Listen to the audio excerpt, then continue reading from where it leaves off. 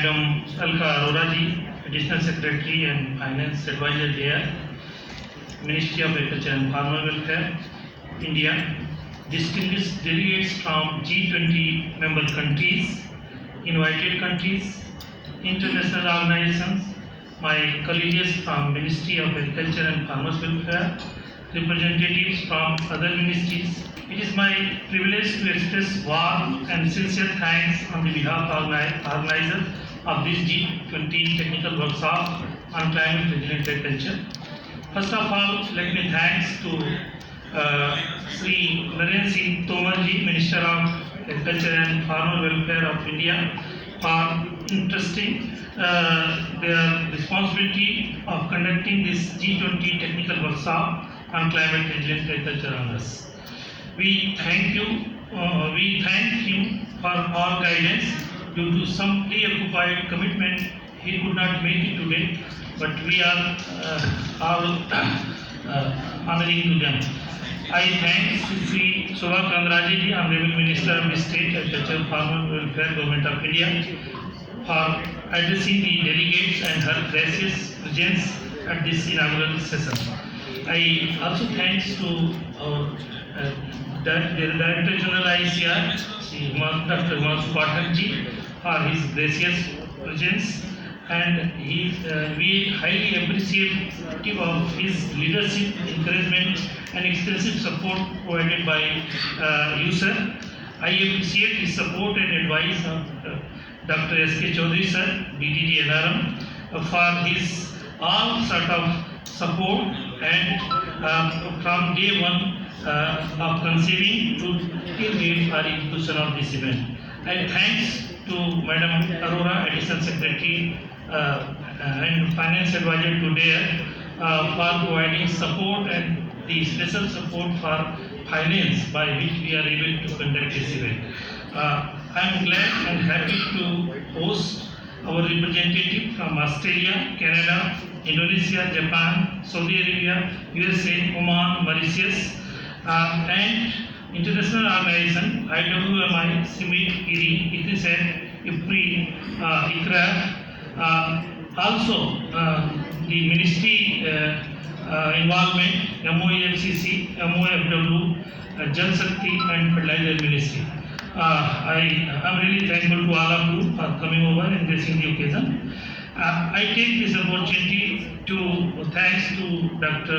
Vikas Mandaji and his team for all sort of support from the beginning when we conceived this event, and till date his presence is very much remarkable to us.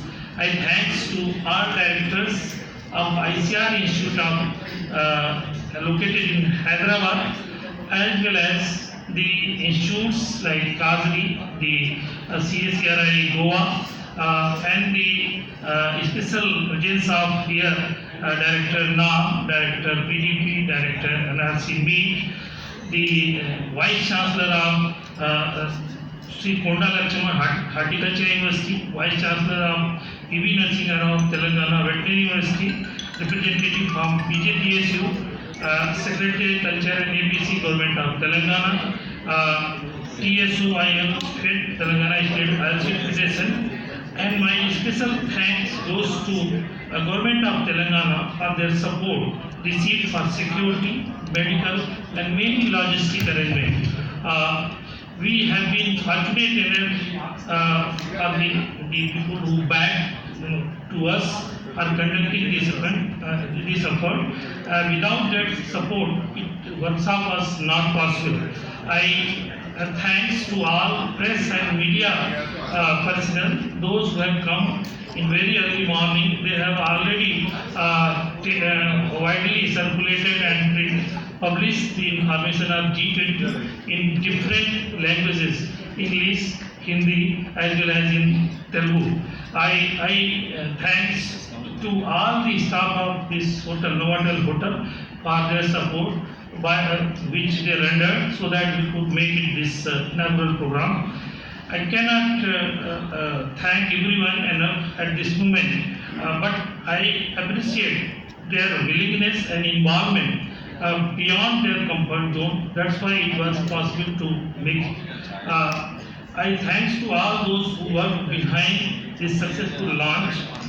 With this work, I thank you all once again who have made this 20 technical workshop in our program successful possible. I hope deliberation of this workshop will provide an opportunity for future collaboration in the area of mutual interest and foster partnership among G20 nations to work together to achieve an ambitious goal of climate resilient agriculture. Thank you. Namaskaram. Jai Hind. Technical workshop on climate resilient agriculture. Today we have with us Dr. Himanshu Pathak, the DDG NIRM ICAR and chairman to this G20 technical workshop, Dr. Singh, and additional secretary and financial advisor to the Department of Agriculture in charge, Ms. Alka Arora. The అందరికీ తెలుసు గత అనేక నెలలుగా doctor VK Singh to make his welcome remarks.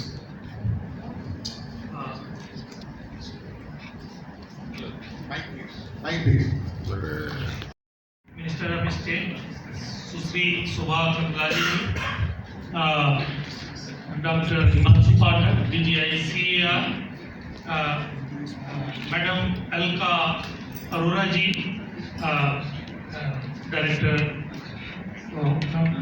Finance Advisor to Mayor and Additional Secretary, Dr. S.K. Chaudhary Saab, Deputy Director General NRM ICR, Dr. Vikas Mandal ji, ADG International Relations. As you know, this very important event of G20 is being organized at Hyderabad on climate resilient agriculture, and I request to all media personnel kindly interact to Honorable Minister as well as distinguished dais for this regarding this event, and kindly give it utmost priority and publicity for this information so that Indian agriculture can be made resilient and more sustainable in long run. Thank you very much.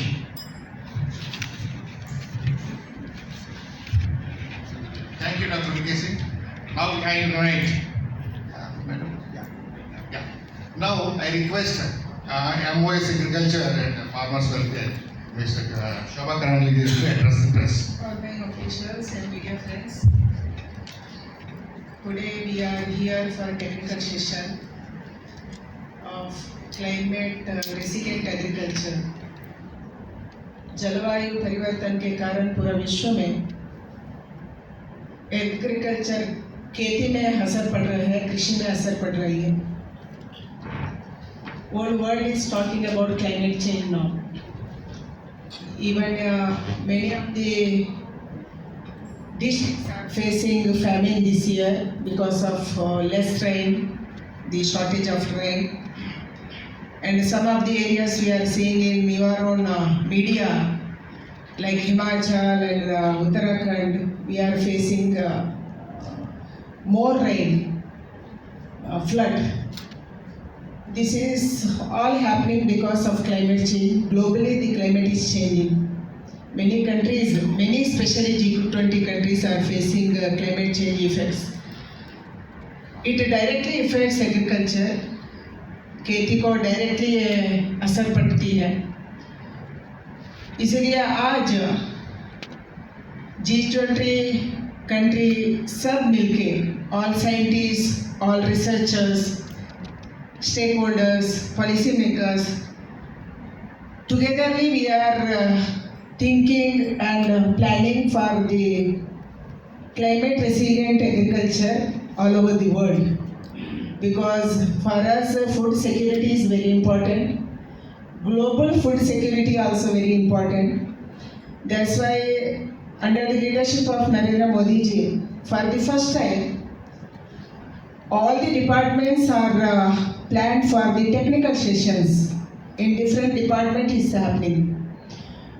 For the first time in India, 56 main G20 events are happened. The main event will happening on 8th, 9th, 10th of this month. And the side events, more than 100 side events are happened in India. Like पहली बार ऐसे हम planning किया है G20 countries को पूरा देश में लेके जाना, एक बार भारत को देखना, भारत का हिस्ट्री को देखना, भारत का क्लाइमेट को देखना, भारत का क्या अच्छा है, इधर टूरिज्म प्लेसेस कौन सा है, हमारा हेरिटेज क्या है, हमारा कल्चर क्या है, हमारा टेम्पल्स क्या है, हमारे इंस्टीट्यूशंस क्या है, हमारा रिसर्च क्या है, ये सब को दिखाने के लिए एक मौका मिला। ये मौका को हमारा प्राइम मिनिस्टर ने अच्छा तरीके से इसको तो दिखाया, पूरा वर्ल्ड को दिखाया. Not only G20 countries, some of the friendly countries also invited for the G20 sessions. So altogether today we are another 3 days in Hyderabad. We are discussing, our scientists and our researchers are discussing about the climate resilient agriculture, how we can cope up with climate change. That's what we are planning in the G20 countries meeting. More words, I think the technical thing our Imansh Patak will tell, but 8th, 9th, 10th, the all prime ministers coming from G20 countries to Delhi. The final meeting will be held in Delhi on 8th and 9th, 10th of this month, and their spouses also visiting our own Pusa campus, our agriculture campus, and all over the world people are appreciating for the first time under the leadership of Narendra Modi ji. They are seen whole India, they studied India, they are visited all the places. Everybody is appreciating because G20 means it always like it is made to capital. Many countries are done in capital only, but for the first time India has taken all over the country, and small places like Kanyakumari to Kashmir, Srinagar, we are taken G20 countries delegates, and they are happy and they enjoyed Indian food, Indian culture, Indian tourism, Indian places, and also our programs, Government of India programs, and many state governments also doing very good in different departments, and they are all seeing, and also they are going to the field also and enjoying, and they are propagating in their countries. Especially we are celebrating International Year of Millets also, and they are very happy to know how millets are grown in India and also eaten by Indians. They are very much happy about these programs. Thank you so much, and Imansh Patak will continue. Thank you very much, Madam. Very distinguished friends from press and media. Once again, welcome to each one of you. You know, this particular technical workshop, climate resilient agriculture, is very important not only for India, but also for the whole world. As you know, climate change is a global problem. जलवायु परिवर्तन एक वैश्विक समस्या है. Green house gas emission किसी भी country में हो, कहीं भी हो, उसका असर पूरे विश्व को पड़ता है. Green house gases like carbon dioxide, methane, and nitrous oxide, wherever it is emitted, the impact will be for the whole world. And to address such kind of problems, we need global collaboration. Only one country working is not going to come out with a sustainable solution. And therefore, in this G20 presidency, India's presidency, we decided to have one technical workshop only on climate resilient agriculture. G20 presidency for our country is a matter of great honor and great pride. Of course, there are a few more days to go. The final event is going to happen on 8th, 9th, and 10th, as Madam talked about.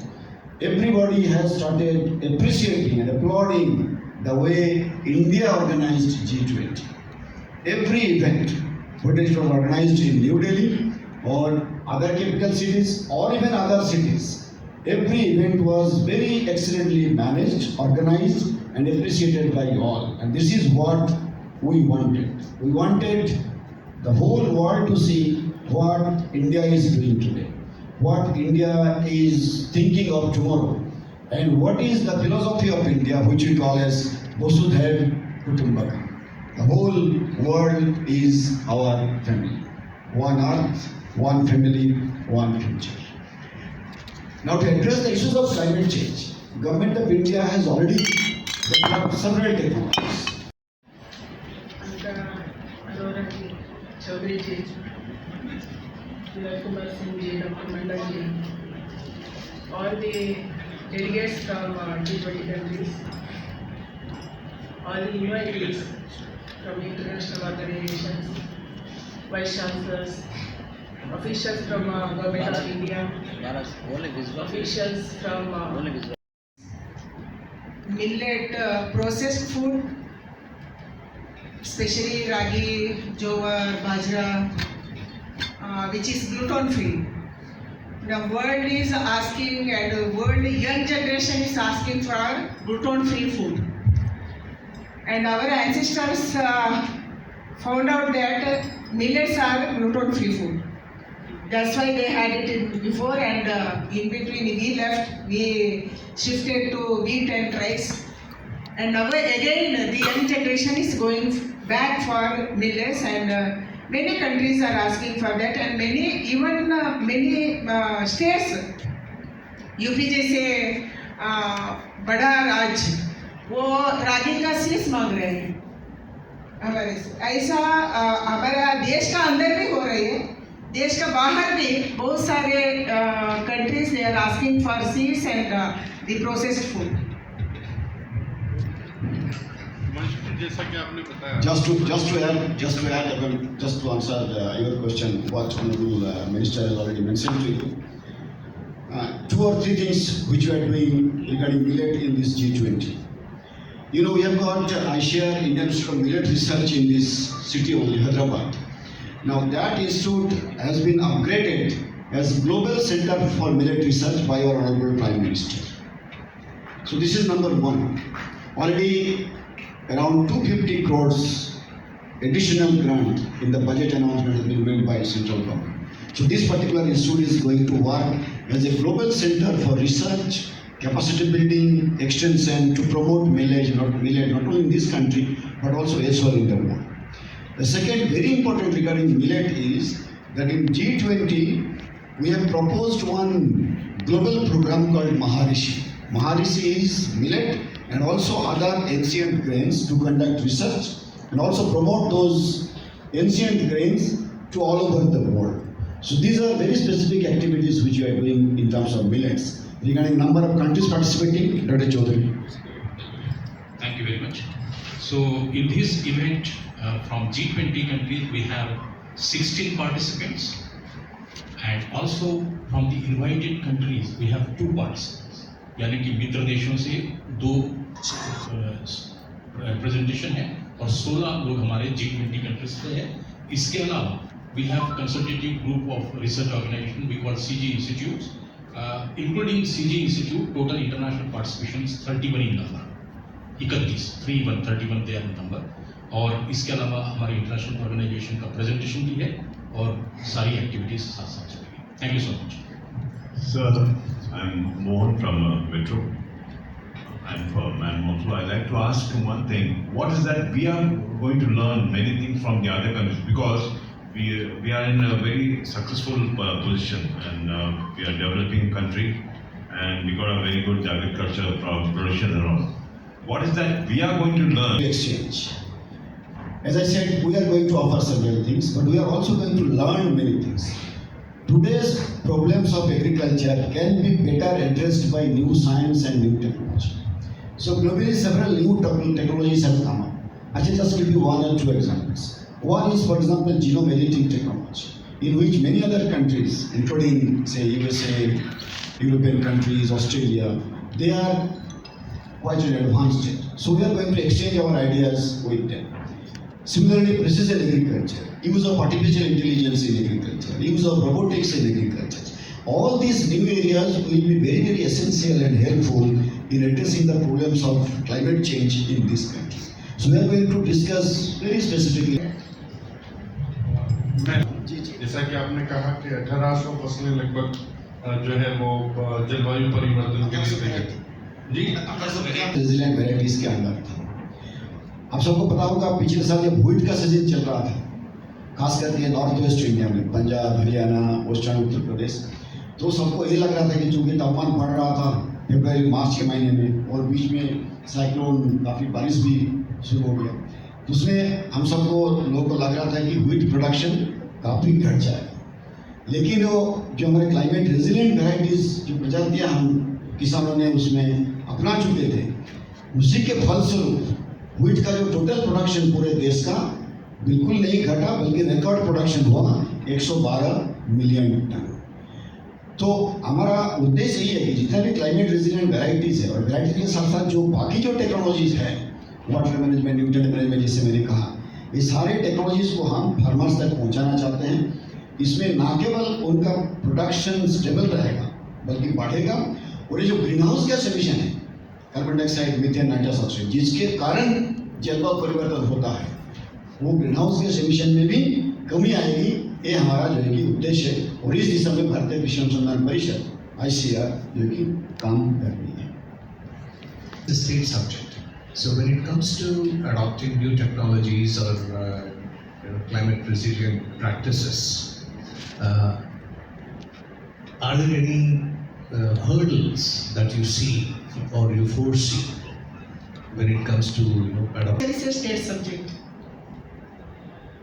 and government of India needs state cooperation.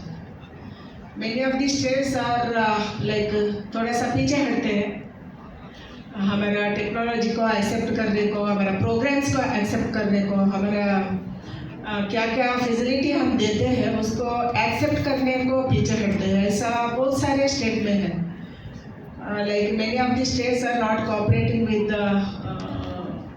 Government of India. That's why hurdles तो है, hurdles तो इसको ऊपर उठ के हम काम कर रहे हैं, ऐसा हम सोच रहे हैं, क्योंकि किसान तो सबका है, किसान कोई पार्टी का नहीं है, कोई एक ही गवर्नमेंट भी नहीं है, इसीलिए इसी से ऊपर उठ के हम काम करना, ऐसा हम हर स्टेट को पूछते हैं। हर स्टेट का रबी और खरीफ का पहले हम सारे स्टेट का मीटिंग करते हैं, क्या क्या टेक्नोलॉजी अडॉप्ट करना, क्या बीज हम लेना, क्या हम उगाना, कैसे टेक्नोलॉजी लेना, ऐसे हम हर स्टेट को खरीफ और रबी के पहले हम बात करते हैं, मीटिंग करते हैं। मिनिस्टर्स का मीटिंग होती है, ऑफिशियल्स का मीटिंग होती है, साइंटिस्ट का मीटिंग होती है, KVK का मीटिंग होती है, ऐसे हम सब करते हैं। फिर भी थोड़ा सा हर्डल्स रहते हैं, क्योंकि हमारा तो फेडरल सिस्टम है, कई प्रोग्राम एक्सेप्ट करेंगे, कई तो उसका दूसरा नाम रखेंगे, दूसरा ऐसे करेंगे, ऐसे तो बहुत सारे हैं। If I just with ICR, and we have got 731 Krishi Vigyan Kendras, agriculture knowledge centers, as you know, which are located in every district, almost every district in this country. So whatever technology we develop, we try to promote all this. Of course, we also develop all this in collaboration with the universities, ICR institutes, and promote through KVKs as well as state governments. Let me also tell you, every state government has got state action plan on climate change.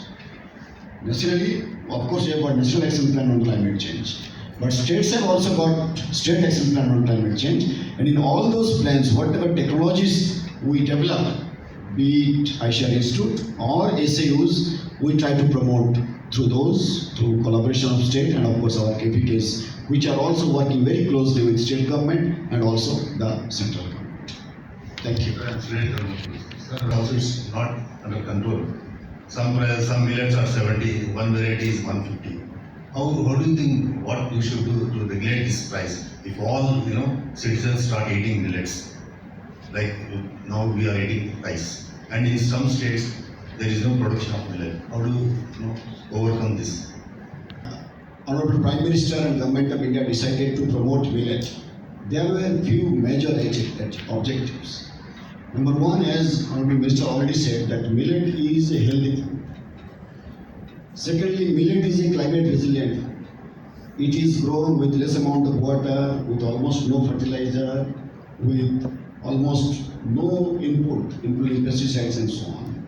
Very, very climate resilient. And more importantly, millet is grown by the poor farmers in marginal areas. Now, if we can improve the productivity of millet, and if the price of millet goes up in the market, at the end of the day, the poor farmers who are growing this crop in marginal land are going to benefit. What ICAR has done in last few years, just I would like to give one or two examples. In 2018, so this is 2023, in 2018, Government of India celebrated 2018 as National Year of Millet. This is International Year of Millet. And since then, ICAR has given a lot of emphasis to develop new varieties of millet. And in last 4-5 years, we have developed more than 50 varieties of different millets, in which the productivity can be increased by around 15 to 20%. Now we are promoting those varieties with the farmers. So when productivity and production goes up, then the demand of the market will also be satisfied. Demand is increasing, which is very good sign, because millets are Indian. India is the country where most of the millets are grown. So if our food goes to all over the world, so at the end of the day, the country and the poor and marginal farmers who grow it are going to be benefited. At the same time, the consumers who are going to get healthy food, gluten-free food, as Madam said, more nutritious food, which are grown with less and less input, with less and less fertilizer, less and less water. So all these benefits are going to be good for the country and also for the poor farmers of the country. Including Karnataka, my state is distributing 2 kgs of ragi, and for North Karnataka is Joval, distributing in the PDS system. Like that, many of the states are doing this, and we are encouraging that. And also, we are looking for the bigger market in globally. Indian food system is, I think, always is millet. If I say about Karnataka, except 2 districts, coastal, other all are eating millets. North Karnataka they eat Jovar, and South Karnataka they eat ragi. Except Udupi and Mangalore they eat only rice. But the only thing we have to market this in globally. That's what we are doing this, and also in International Millets Year, we are focusing global market. We are producing more, but we have to reach the market, global market. That's what we are doing. The demand from other countries as well as in India.